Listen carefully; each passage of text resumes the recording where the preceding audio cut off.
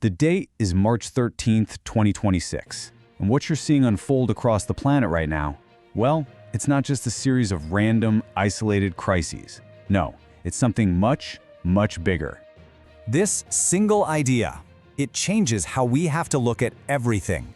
We are living through a massive power shift, a redrawing of the global map that we haven't seen in generations. So this isn't about one conflict over here and another over there. It's about how they're all connected in ways most people never even see.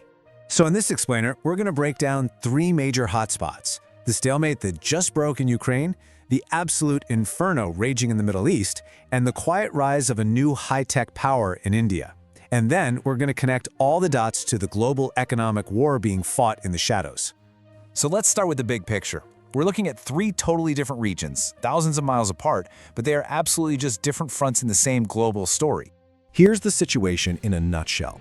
In Ukraine, after years of this brutal, grinding war, Ukrainian forces are suddenly advancing.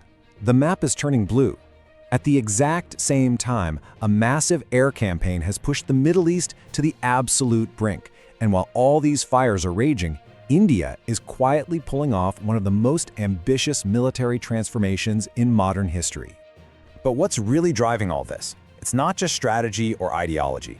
It's a hidden network of economic desperation and, frankly, stunning geopolitical hypocrisy. You're going to want to stay till the end because I'm going to reveal some truly shocking connections in this explainer. All right, let's get back to the details. Let's move to our first theater of operations. For almost 3 years, the story out of Ukraine has just been one of a bloody, unforgiving stalemate. But now, in March of 2026, that entire narrative has been completely torn apart. So the question is, what on earth happened? You know, after years of what everyone was calling a snail's pace invasion, how did the momentum shift so dramatically? How is that map turning blue again? Well, the answer comes down to one simple, brutal concept: the resource cliff. Just look at this number, 35,000. According to Ukrainian President Zelensky, that's how many soldiers Russia is losing every single month. A nation can only sustain that kind of bleeding for so long before something, somewhere, has to give. And it looks like Moscow has finally hit its limit, not just in men, but in machines. And this slide, this tells the whole story.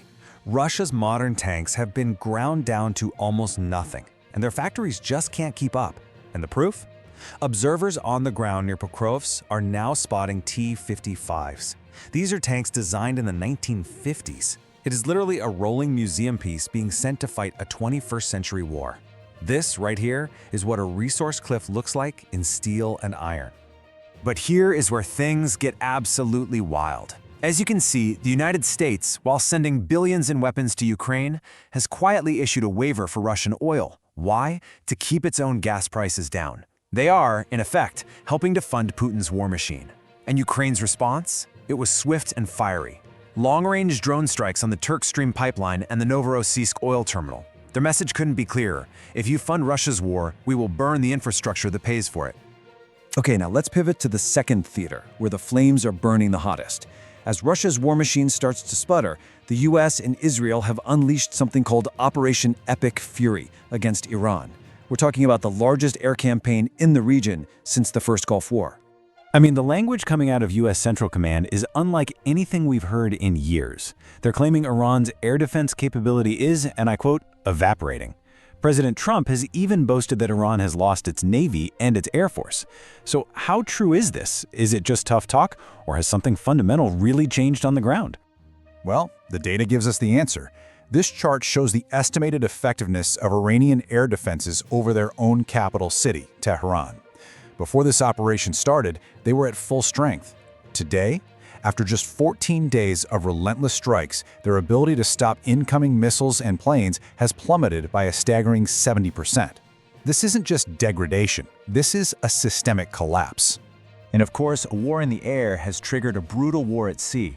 The Strait of Hormuz is now probably the most dangerous waterway on the planet. We saw the human cost with the Safe Sea Vishnu incident, where an underwater drone killed an Indian sailor. In response, Iran's new supreme leader has declared the strait completely closed, a full-on blockade. And yet, even in this chaos, a Saudi tanker captained by an Indian just managed to run that blockade and safely reach Mumbai today. And that brings us to our third and final theater. Because while superpowers are clashing and old empires are crumbling, India is executing a masterclass in what it calls strategic autonomy. It isn't just watching the storm, it is forging a shield in the middle of it. Now, this isn't just about buying some new equipment, no. Under a new plan called Vision 2047, India is doing a total structural overhaul of its military. It's creating 4 brand new specialized commands: a drone force, a data force to weaponize information, a geospatial agency for centimeter-perfect targeting, and get this, a cognitive warfare force to fight AI-generated propaganda. And at the very heart of this new shield is Mission Sudarshan Chakra. It's basically India taking lessons from Israel's Iron Dome and its own combat experience and building something new, an integrated, multi-layered air defense network. What's so crucial here is that it's all driven by AI, weaving together Russian S-400s, Israeli Indian missiles, and new homegrown systems into one single, seamless shield. And this massive tech leap is already having huge geopolitical consequences. For decades, India was known as the world's biggest arms importer. That era is over. With the recent confirmation of a $450 million deal to sell its advanced BrahMos cruise missiles to Indonesia, India is cementing its new role as the arsenal of the global south. That is a profound shift. Okay, we've seen the battlefields. Now, let's follow the money, because geopolitics might be written in blood, but it is paid for in oil. And this is the final piece of the puzzle that connects everything we've just talked about. This one number, $120, affects every single person on this planet. With the Strait of Hormuz basically a war zone and Iranian oil off the market, the price for a barrel of Brent crude has smashed through the $120 mark. The economic pain is immediate, it's global, and it is leading to panic, shortages, and some very, very strange alliances. And this slide shows what we're calling the triangle of necessity. This is the web of hypocritical relationships that's keeping the world from total economic collapse. The USA needs Russian oil to keep its own economy from spiraling, so it offers a sanctions waiver. Russia, desperate for cash to fund its war, needs a big customer like India, so it offers deep discounts. And India, to power its incredible growth, needs that cheap Russian energy, offering Moscow a vital economic lifeline. See how it all connects?